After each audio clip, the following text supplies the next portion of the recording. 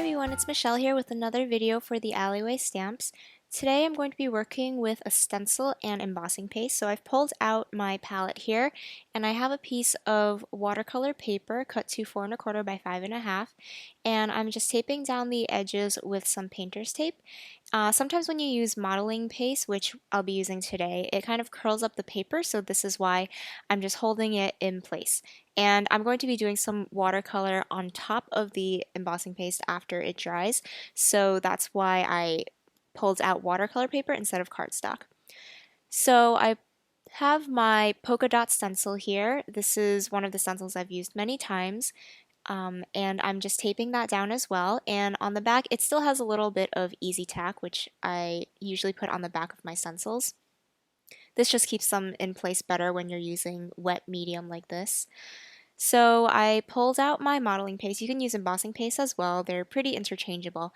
And I'm just spreading it out with a palette knife over the center of the paper. And I'm trying to get it as smooth as possible, so I'm just going back and smoothing it out with the palette knife, and any extra I'm just putting back into the jar. And this way you really don't use that much, and this jar goes a really long way. So right away I'm going to clean off my palette knife because you don't want this to dry there. So I'm just taking a wet or dry baby wipe, whatever you have on hand, and I'm just making sure to get all the little bits off so that it's nice and clean. So now I'm going to take off the stencil, and then you can kind of see it here. There's just a little bit of texture. Later on you'll see it a little better. So I'm just setting that aside, and I'm going to be working on the rest of the card. So I pulled out this stamp set from the Alleyway Stamps. It's called Baby on Board, and I already have one of the SVG files cut out for the main image, which is this pelican that's holding a little bundle that has a baby inside, which is just really cute for a new baby card. And I'm stamping this in My Favorite Things black hybrid ink because I'm going to be doing Copic coloring, and this is a really great ink that won't bleed with Copic markers. So I'm just pressing that down really firmly, and then I can clean off my stamp with a baby wipe.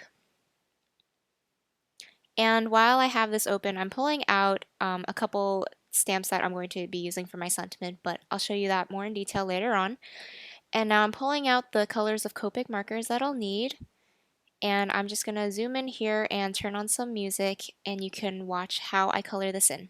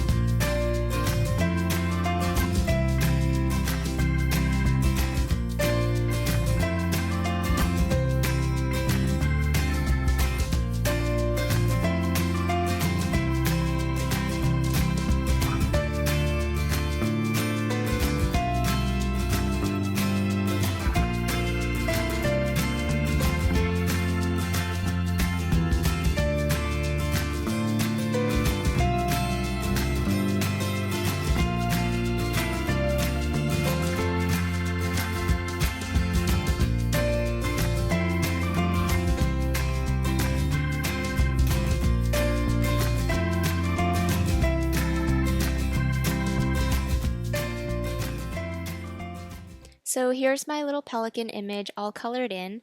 Now I'm going to be working on the sentiment. So I pulled out another scrap of white cardstock, and I'm going to have the sentiment say it's a boy, but there's also a really cute little heart image that you can see in the stamp set, and I kind of want to replace the O in boy with this heart, and I think it'll just fit in really perfectly because it's a good size for that. So I'm just going to go ahead and stamp the first part of the sentiment. And then what I'm doing here is I have the boy word mounted on my acrylic block, and I'm just going to take a little piece of painter's tape, and I'm covering up everything except for the B so that when I ink this up, only the B gets inked up. And then I'm going to make sure to take off that painter's tape before I stamp it. And then now you can see just the B is stamped off. And then I'm going to clean that off really well with a baby wipe. And now I'm just inking up the heart and putting that as if it was the O. And then I'm going to go back to the first stamp. And now I'm going to do the opposite where I'm covering up everything but the Y.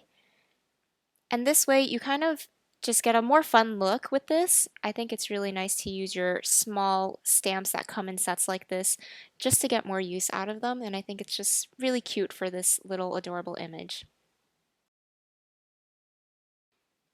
Then really quickly, just to make that heart stand out a little more, I'm going to color that in with the same blue Copic marker that I used for the little bundle so that it matches perfectly.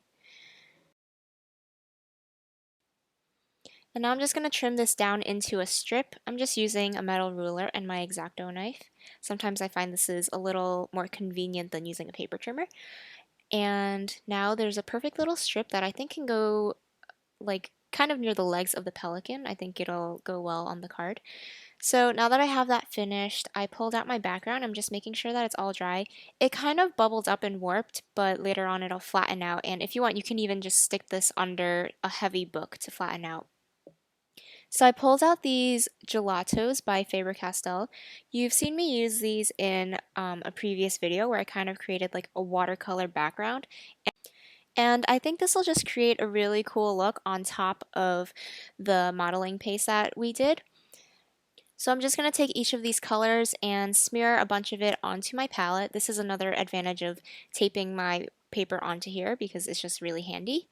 And I pulled out this jar of water that I have some perfect pearls in. I'm just showing it next to a regular water mister so that you can see how the perfect pearls one is really kind of translucent and has that really shimmery look.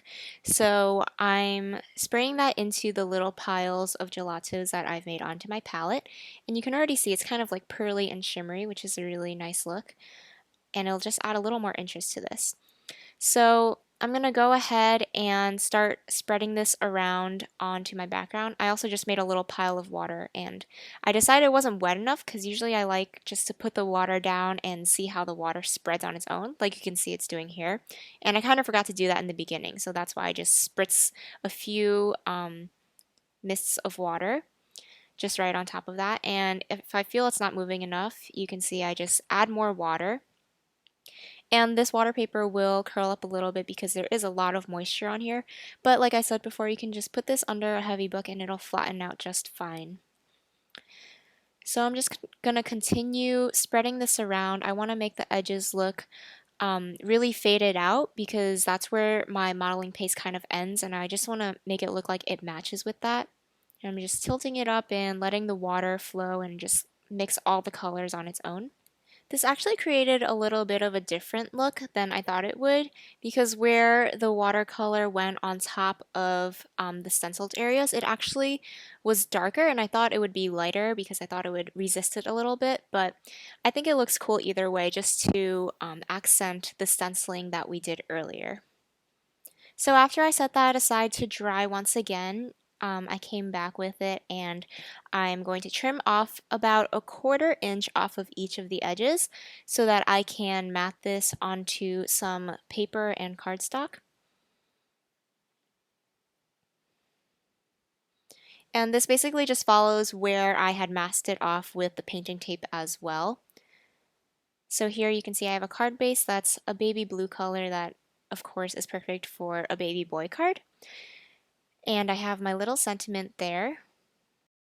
And I actually kind of wanted to have it stick off of the edge a little bit. I kind of cut the end at an angle so that it would be a little more interesting. Now I'm just playing around with how my placement is going to look. I kind of want it to have it a little off kilter so that it's a bit more playful and fun. And before I adhere that on, I pulled out some paper. I kind of want to have something behind that watercolor piece. I just feel like it doesn't stand out enough against this washed out blue color. So in the end, I pulled out this solid, like pool teal color cardstock, and I'm going to mat that directly behind the watercolor and stenciled piece that we did. I think this matches perfectly with the blue colors that we used with the gelatos. It just really makes it pop out and it makes it a lot more bright and vibrant.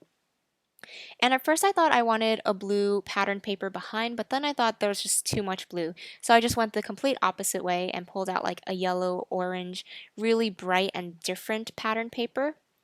So I'm adhering this a little tilted, and then the other piece we're going to tilt the other way so that it's offset and you can see a little bit of each paper. I just have a piece of foam there that's also blue, and I'm going to adhere that to each of these pieces so that it creates a little bit of dimension. This is a tip that I've been seeing from other crafters, and I think this is really nice to add just a little bit of dimension but not too much, because sometimes foam tape is a little too much dimension. So now this creates the perfect little space for this image, and I think it goes perfectly in this in the center of this card where I had concentrated all the color, because it just really makes it stand out. Before I do that, I'm playing around with ways that I can just accent the sentiment. So at first I thought it would tuck into the pelican, but then I decided that I wanted to pop it out. So in order to do that, I want to accent the edges. So I pulled out these little enamel dots that I've made by melting perler beads, and you can find the tutorial on my blog. So I think this just matches perfectly with the background because it's the same like orangey yellow color, and it just really makes the sentiment pop out. So I'm just going to take some scraps of paper and cardstock and just use this to glue the little enamel dots to the sentiment. Since I've made these myself, they don't have adhesive on the back. So I'm just using some multimedia mat just so that it sticks really strongly and won't fall off. Then to create another layer of dimension, I pulled out that same blue foam sheet that I used behind the large panel, and I just taped that down with my normal tape runner. And then for the pelican, since this is going to be adhered to the piece that has modeling paste, I'm using the same liquid adhesive because sometimes when you use tape runner on modeling paste, I feel that it just isn't really that strong since there's that texture there. So I find that the liquid glue is a lot better so that it can just kind of get into all of the areas where there's texture and really sticks on better. So I'm just gluing that right next to the sentiment there, and then I can adhere the sentiment completely.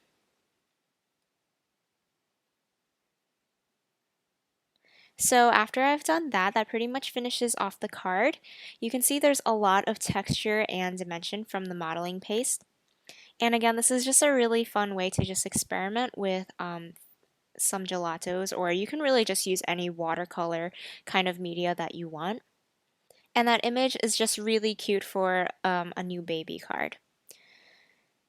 Thank you for watching this video. Make sure to subscribe to the Alleyway Stamps or my YouTube channel, and on screen here you can also find links to the last 3 videos that I've done for the Alleyway Stamps. If you want more information on the supplies I use, make sure to head over to one of these blogs where I'll have more information. Thank you so much for watching, and I'll see you again soon.